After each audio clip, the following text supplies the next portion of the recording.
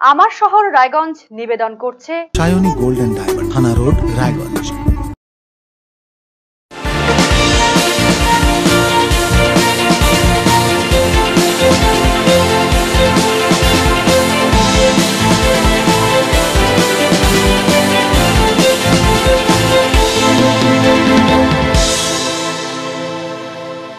নমস্কার, দেখছেন আরসিটিভি সংবাদ আমার শহর রায়গঞ্জ নিয়ে আপনাদের সঙ্গে আমি রিজু। প্রথমে যে খবরের দিকে চোখ রাখবো, জেলা ভিত্তিক গরমের তারতম্যের জেরে স্কুলগুলোর ক্ষেত্রে বিশেষ নির্দেশিকা জারি করেছে রাজ্য সরকার।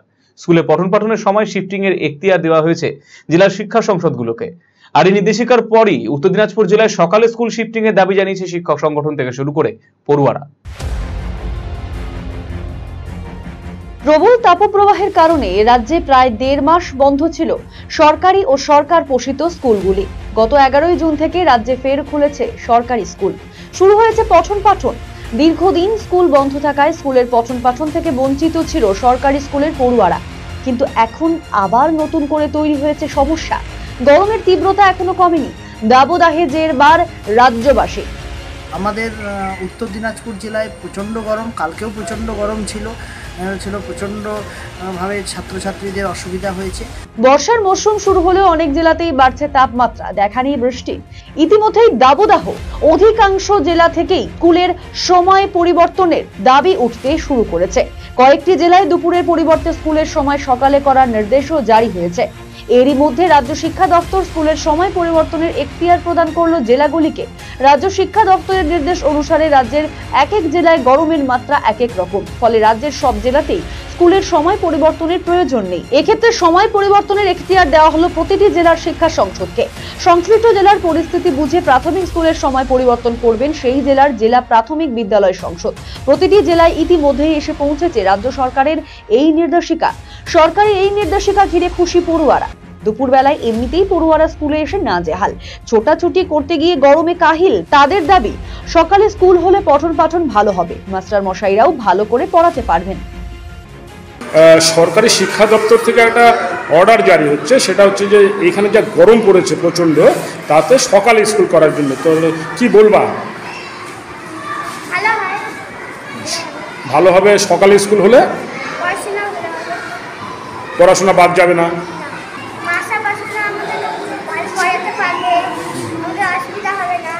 হ্যাঁ, আমাদের স্কুলে সকালে পড়া হলে সেদের অসুবিধা হবে না, মানে আমাদেরকে সকালে পড়া মানে ভালো হবে। তাহলে তোমরা কি চাও? সকালে স্কুল হবে। এ বিষয়ে নিখিল বঙ্গ প্রাথমিক শিক্ষক সমিতির জেলা সম্পাদক নির্মল বোস জানিয়েছেন, বিগত সময়েও যখন তাপমাত্রা ঊর্ধ্বমুখী হয়ে পড়েছিল সে সময় স্কুল বন্ধ না করে সকালে শিফটিং এর দাবি করেছিলেন তারা। কিন্তু রাজ্য সরকার তা না করে 1.5 মাস স্কুল বন্ধ রাখে, এতে পড়ুয়াদের ক্ষতি হয়। তাই বর্তমানে নতুন নির্দেশিকা জারি হওয়ার সাথে সাথেই তারা সংগঠনগতভাবে জেলা বিদ্যালয় পরিদর্শককে পঠন পাঠন সকালে শিফটের জন্য আবেদন জানিয়েছেন। আমরা এর আগেও যখন স্কুলটা ছুটি দিল, বিভিন্ন জায়গায় প্রচণ্ড পরিমাণে উত্তাপ 43-44, সেই সময় আমরা বলেছিলাম যে স্কুলগুলোকে বন্ধ না রেখে মর্নিং স্কুল করলে পারে অন্ততপক্ষে শিশুদের স্কুলে যাতায়াতের অভ্যেসটা থাকবে এবং মিড ডে মিলটা নিয়মিতভাবে পরিচালনা করা যাবে। যদিও পড়াশোনার ক্ষেত্রে কিছুটা হাম্পার হয়, কিন্তু সেই কথা না শুনে আমাদের রাজ্য সরকার আর শিক্ষা পর্ষদ তারা বিনা কারণে প্রায় 1.5 মাস বিদ্যালয় ছুটি দিয়ে দিলেন। আবার এখন যা বর্তমান পরিস্থিতি, তাতে বিভিন্ন জেলার যা খবর, তাতে যা তাপমাত্রা আছে তাতে স্কুল করা খুব অসম্ভব হয়ে পড়ছে। বিভিন্ন জায়গায় আমাদের ছেলেমেয়েরা অসুস্থ হয়ে পড়ছে।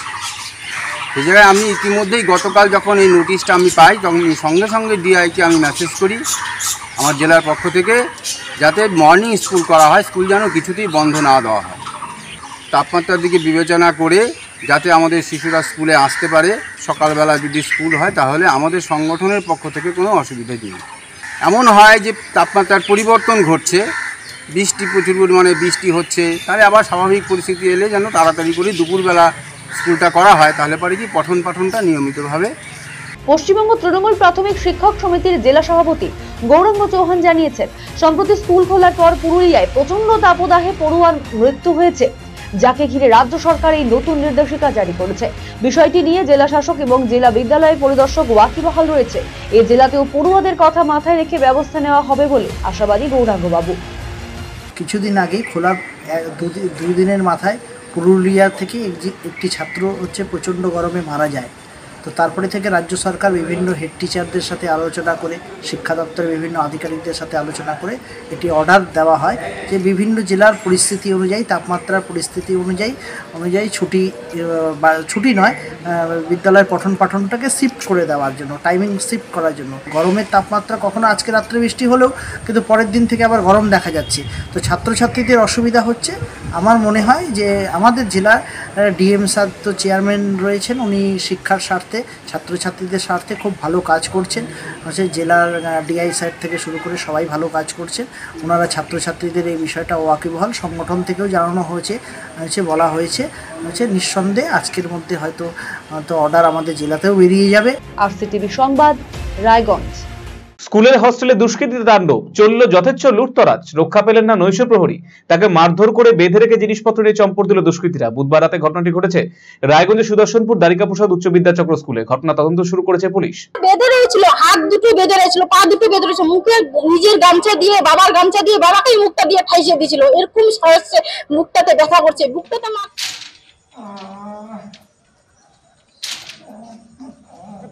যে নিরাপত্তা রক্ষীকে হাত পা বেঁধে, ওখানে মুখ বেঁধে আটকে রেখে কিছু জিনিস চুরি হয়ে গেছে। সারা রাত ওই ওরকম করেই ছিল, বান্ধা, মুখ বান্ধা, ওই হাত পা বান্ধা। তারপরে সকালবেলা খবর পাই তো হসপিটাল আছে। আমরা সত্যিকারেরই খুব আতঙ্কের মধ্যেই আছি যে এরকম শহরের মাঝখানে এরকম একটা স্কুল, এই স্কুলে এই একটা ঘটনা ঘটে গেল।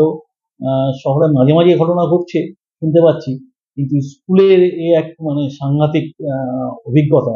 আসানসোল থেকে হাওড়ার রাজ্যে একের পর এক সোনার দোকানে ডাকাতির ঘটনা ঘিরে তোলপাড়। এবারে ডাকাতের ঘটনা ঘটলো শহর রায়গঞ্জে, কিন্তু কোনো সোনার দোকানে নয়, ডাকাতি হলো স্কুলের হোস্টেলে। বুধবার রাতে এই ঘটনাটি ঘটেছে রায়গঞ্জের সুদর্শনপুর দ্বারিকা প্রসাদ উচ্চ বিদ্যাচক্র স্কুলের মাইনরিটি হোস্টেলে। স্কুল সূত্রের খবর, বর্তমানে হোস্টেলটি বন্ধ রয়েছে। গত 15 তারিখ থেকে এই হোস্টেল খোলার কথা ছিল। সেই অনুসারে বুধবার রাতে হোস্টেলে কোনো আবাসিক ছিল না। রোজকার মতো কমল দেব শর্মা নামের এক নৈশ প্রহরী হোস্টেলে ডিউটি করছিলেন। এমন সময় একদল দুষ্কৃতী হোস্টেলে এসে কমল বাবুকে মারধর করে। কোলাপসিবল গেটের সাথে তাকে দড়ি দিয়ে বেঁধে হোস্টেলে লুটতরাজ চালায় বলে অভিযোগ। হোস্টেলে বৈদ্যুতিক বাতি, পাখা সহ অন্যান্য বৈদ্যুতিক সরঞ্জাম এবং আরো বেশ কিছু সামগ্রী লুট করে চম্পট দেয় তারা। বৃহস্পতিবার সকালে গোটা ঘটনার খবর জানাজানি হতে ব্যাপক চাঞ্চল্য ছড়ায় রায়গঞ্জ শহর জুড়ে। ইতিমধ্যে কমল দেব শর্মাকে উদ্ধার করে রায়গঞ্জ মেডিকেল কলেজ হাসপাতালে ভর্তি করানো হয়েছে, কিন্তু কোনো কথাই বলতে পারছেন না তিনি। ইশারায় ঘটনার কথা বোঝানোর চেষ্টা করছেন। সকালে খবর শুনে তড়িঘড়ি হাসপাতালে ছুটে আসেন কমল দেব শর্মার পরিবারের লোকজন। তারা রীতিমতন ভীত সন্ত্রস্ত। পরিবারের দাবি, অনেকদিন থেকেই কমল বাবু হোস্টেলে কাজ করছেন। এর আগেও এমন চুরি হয়েছে, তবে এমন ভাবে ভয়ানক ঘটনা ঘটেনি। কারা এসেছিল তা বলতে পারছেন না অসুস্থ নৈশ প্রহরী। ঘটনা তদন্ত করে ব্যবস্থা গ্রহণের দাবি জানিয়েছেন পরিবার। হস্টেলে পাহারা দিত, হস্টেলের পাহারা কাজ করতো। ছেলে তো হস্টেলে নাই, ওই যে লাইট ফ্যান এগুলোই পাহারা দেওয়ার জন্য ডাকছিল, আসছিল। লাগাতার এটাই করতেছে, কিন্তু কইরা আসে, এতদিন তো কিছু হয় নাই। এর আগে ফল চুরি করছে, এই চুরি করছে, সব চুরি করছে। এবার ছিল যে লাইট ড্যাং কিচ্ছু নাই। কি হলো, কি এরকম মারছে, কথা মুখ থেকে কথাই বলতে পারে না। সারা শরীর ফুলে গেছে, একদম সারা শরীর ফুলে একদম বেঁধে রয়েছিল, হাত দুটো বেঁধে রয়েছিল, পা দুটো বেঁধে রয়েছিল, মুখে নিজের গামছা দিয়ে, বাবার গামছা দিয়ে, বাবাকেই মুখটা দিয়ে ঠাইসিয়ে দিয়েছিল। এরকম সাহসে মুখটাতে ব্যথা করছে, বুকটাতে মারতেছে, পিঠগুলোতে মারছে, হাতে মারছে, সবই মারছে। জিভটা যে ঠিক করবে, জিভটাই ঠিক করে থাকতে পারতেছে না, উল্টা বলতে পারে না, কথা বলতে পারে না। কারা করছে? চোরেরাই করছে, চোরের এলাকা তো। মাটি দিয়ে যেরকম ছোট বাচ্চাগুলো হাঁটু পারে যায়, ওরকম দিয়ে ধেদরে নিজের যান বাঁচানোর জন্য ওরকম করে গেছে যায়। তারপরে প্রতিবেশী দেখতে পাইছে, তারপরে আমাদেরকে বাড়িতে জানাইছে, তারপরে আমরা আসছি। কালকে ওই আমি তো আমার বাড়ি তো কর্ণজোড়া। তো কালকে ঘটনা হয়েছে, কালকে বান্ধে মারছে, তো কোমরে ব্যথা, মুখ থেকে কিছু বলতে পারতেছে না। দুষ্কৃতীরা করছে। এখন আমার শ্বশুর তো কাজে যায়, এখন কি করে হলো এখন কি করে বলবো। আপনারা কি শুনতে পারলেন শ্বশুরের কাছ থেকে? শ্বশুর তো এখন কিছুই বলতে চায় না, মুখ বন্ধ, খালি কি অবস্থায় আছে? ইশারা করতেছে, ইশারায় কথা বলছে। ইশারায় কথা বলতেছে। কি কি হয়েছিল, মানে কারা ঢুকলো কিছু বলতে পারলেন? কিছু জানা যায় না এখনো। কতজন ঢুকেছিল কিছু বলছেন? বলছে 6 জন। কি করলো ঢুকে মারধর করছে। ওই জিনিসপত্র হয়তো হোস্টেলে হয়তো কিছু জিনিসপত্র ছিল, ওগুলো হয়তো মুখে হয়তো কাপড় ঢুকায় মারধর করছে। জিনিস হয়তো চুরি করতে যাচ্ছিল আর কি, হয়তো চুরিও করছে। চুরি করার জন্য? হ্যাঁ।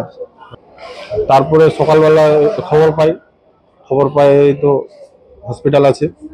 খুবই ভয়, তো রাস্তাঘাটে এরকম করে চলা যাবে না, খুব পরিস্থিতি খারাপ।